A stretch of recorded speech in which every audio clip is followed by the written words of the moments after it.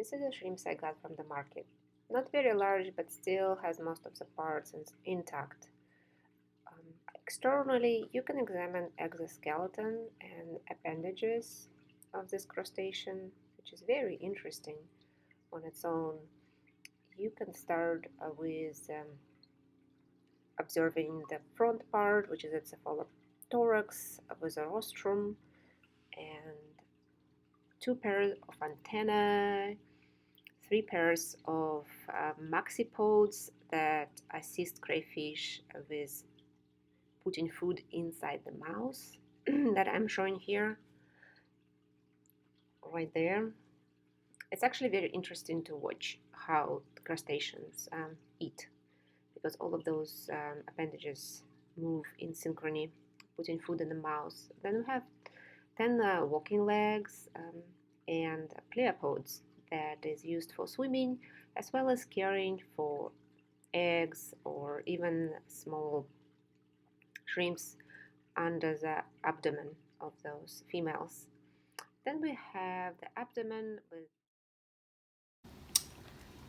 and the tail consists of uropods and telson.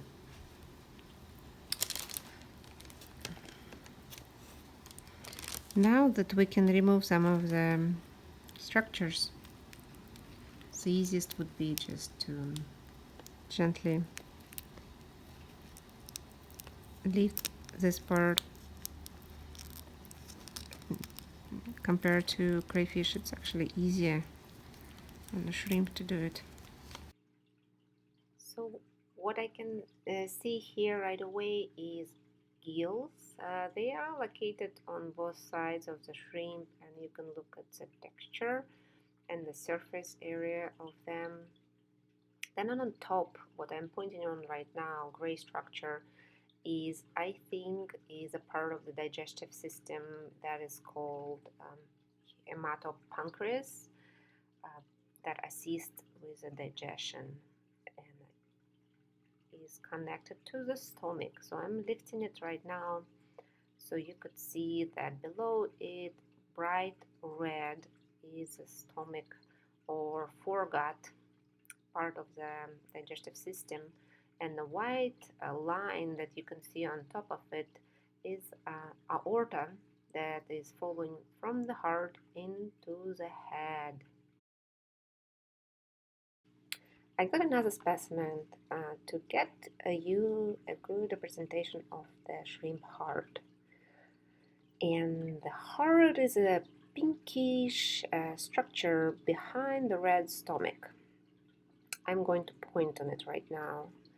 If you follow the aorta, it leads you right into the heart. Heart in shrimp is very interesting because shrimp has an open circulatory system, so the heart pumps the blood into the short aorta, but then it pretty much goes into the body cavity and get flashed through the organs and picked up by veins and goes back into the heart. And here it is, I separated from the other tissues so you could see how the heart of the shrimp looks like. And look at those huge eyes in the shrimp. If you follow the eye stems, you will probably reach the central ganglion or the brain of the shrimp. And this brain is consists of multiple ganglia. Each of them responds for corresponding parts like antenna, eyes, maxipods, legs, and so on. So it's very structurally functional, I would say.